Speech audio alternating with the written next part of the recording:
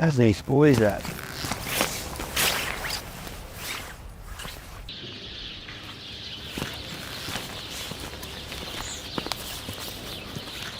Servus, Nico. And? Good morning, eh? Hoppala! Hoppala! Hurry up, you boys are late.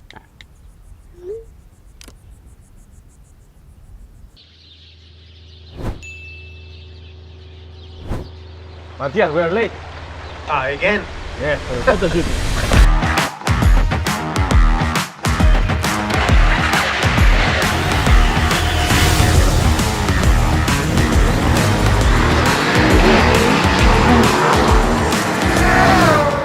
Come on, we've got this shooting to do.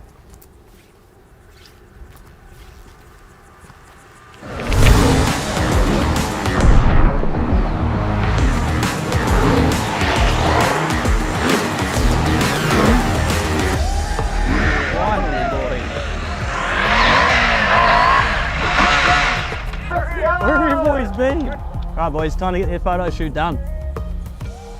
My name is Matthias Walkner Hello, I'm Kevin Benavides. G'day, I'm Toby Price and I'm riding for Bull KTM Factory Racing.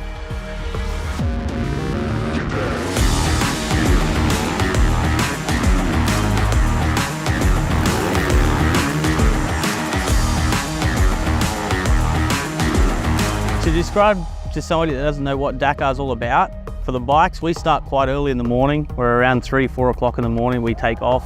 We're on the bike for around 10, 12 hours a day. for is a long intensity race. After a few days, it started to be really difficult because it's really hard for the mind, for the body, for everything. So By the end of the 14 days, we'll cover about 9,000 to 10,000 kilometres. So yeah, it's a challenge.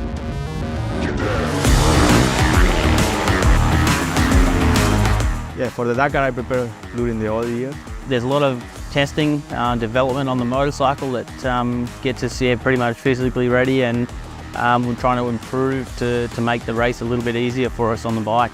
We found a really good plan with the complete team, and the best thing is just to spend many hours as is possible on the bike and doing some road book stuff.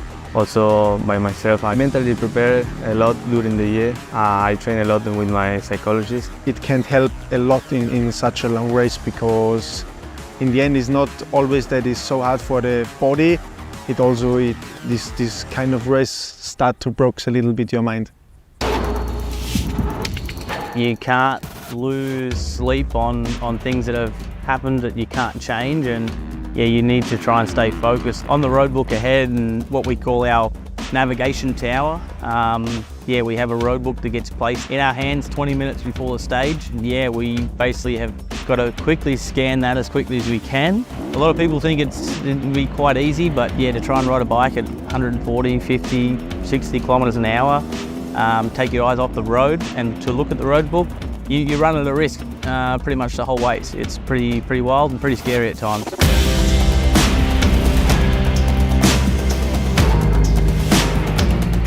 For normally, the Dakar was always a race what I really never want to do, because it's many bad injured people, is super dangerous. It's mentally challenging and physically challenging. It's tough on machine. My most physically demanding one was probably in 2019 when I rode Dakar with a broken skateboard. That one there, I was basically signing myself up for 2-3 days, and then I was going to pack my bags and go home, and just every day I was in a good position, and yeah, we kept going and ended up getting a win in 2019. There was days where I spent more than 10 hours on the bike. We have the heat from 45 degrees. One day after was like minus 10 degrees. Then we have the altitude of 5,000 altitude meters.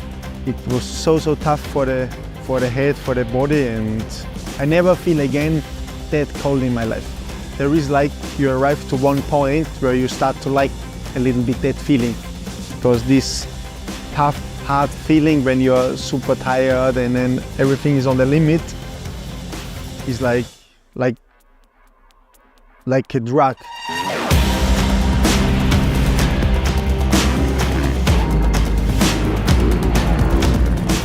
The Dakar means to me everything.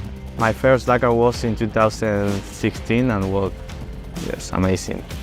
I finished the Dakar in 4th position, so it was incredible for me. I never expect that. My first Dakar was in 2015, and I actually got a podium on my first attempt, which was an unheard of result. The first Dakar I did was just really cool, because in these 14 days I have more stories to tell, to explain, than from my 15-20 year motocross career. Yeah, the coolest thing I ever do in my life.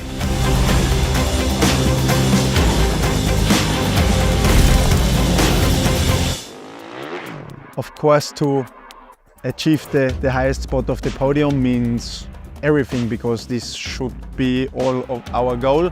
This year was special because I won with KTM. I have the honor also to fight until the end with my teammate. To fall 43 seconds short of a Dakar win, it's the closest ever finish in history of Dakar, and I always will remember that day in my life. Yeah, I've got to live with that one for the rest of my life to my name. After was a tough year. I broke my femur, and then when I was more or less okay, I broke my wrist. So it was a complicated year, you know.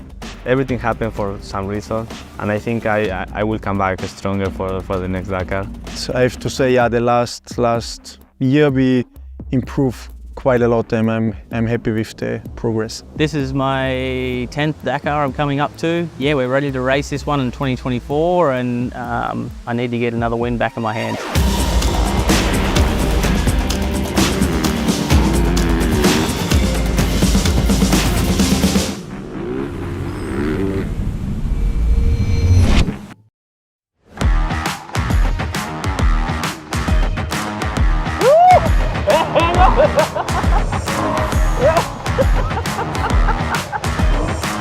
He's coming in hot.